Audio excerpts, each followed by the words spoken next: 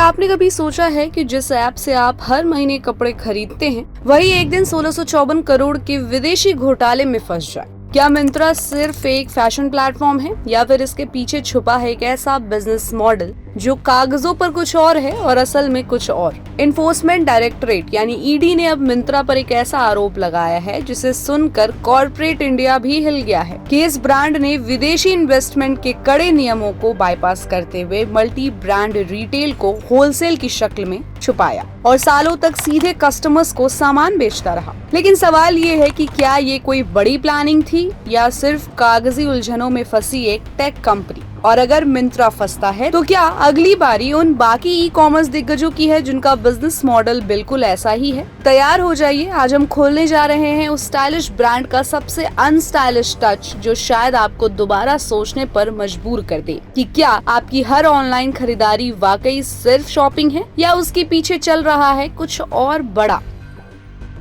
देखिए, भारत के सबसे पॉपुलर ऑनलाइन फैशन प्लेटफॉर्म्स में से एक मिंत्रा अब ईडी के रडार पर है। ईडी ने मिंत्रा के खिलाफ फीमा यानी कि फॉरेन एक्सचेंज मैनेजमेंट एक्ट के तहत केस दर्ज किया है और ये मामला कोई छोटा मोटा नहीं बल्कि 1654 करोड़ रुपए के फॉरेन इन्वेस्टमेंट नियमों के उल्लंघन से जुड़ा है। ईडी का आरोप है कि मिंत्रा ने इंडिया के एफडीआई यानी कि फॉरेन डायरेक्ट इन्वेस्टमेंट रूल्स को बाईपास किया और मल्टी ब्रांड रिटेल को होलसेल बिजनेस की तरह डिस्गाइज करके चलाया। इसका मतलब यह है कि कंपनी ने वो काम किया जिसकी परमिशन नहीं थी, यानी सीधे कस्टमर को बेचना, जबकि उनके एफडीआई अप्रूवल्स होलसेल स्ट्रक्चर के लिए थे।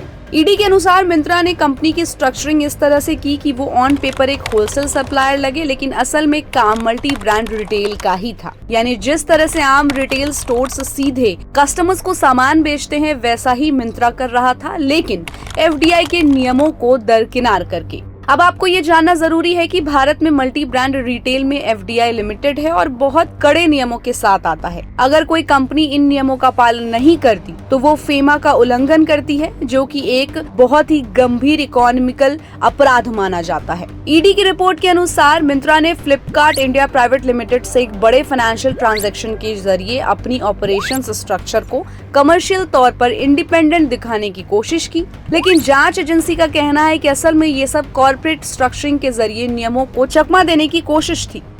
हालांकि मिंत्रा की ओर से इस पूरे मामले में सफाई दी गई है। उन्होंने कहा है कि उन्होंने हमेशा भारत सरकार के सभी कानूनों और नीतियों का पालन किया है। जो भी इंफॉर्मेशन मांगी गई वो उन्होंने डिपार्टमेंट्स को समय पर दी। मिंत्रा ने ये भी कहा कि वो जांच एजेंसियों के साथ पूरा कोऑपरेट करने को तैयार है और उन्हें पूरा भरोसा है कि कानूनी प्रोसेस के जरिए सच्चाई सामने आएगी। लेकिन सवाल है कि क्या ईडी का ये कदम सिर्फ मिंत्रा तक लिमिटेड रहेगा या फिर देश की दूसरी ई कॉमर्स कंपनियां जो एफडीआई मॉडल पर काम करती है वो भी जांच के घेरे में आ सकती है। अब सबकी निगाहें इस बात पर होंगी कि क्या ईडी के पास पक्के सबूत हैं? क्या मिंत्रा अपनी क्लीन चिट साबित कर पाएगी? और सबसे बड़ा सवाल, क्या भारत में एफडीआई के नियम वाकई इतने जटिल हैं कि कंपनियां गलती से फंस रही हैं या फिर ये जानबूझकर की गई कॉर्पोरेट चालाकी है? फैशन की दुनिया में ये कोई कैटवॉक नहीं, ये है कानूनी गलियारा जहां हर स्टेप का हिसाब देना होगा। देखना होगा कि मिंत्रा अगला स्टेप किस दिशा में लेता है, क्लीन चिट की तरफ या कानूनी फसाद की ओर। हमें अपनी राय कमेंट बॉक्स में दे और ऐसे ही अपडेट्स के लिए keep watching and subscribe good returns.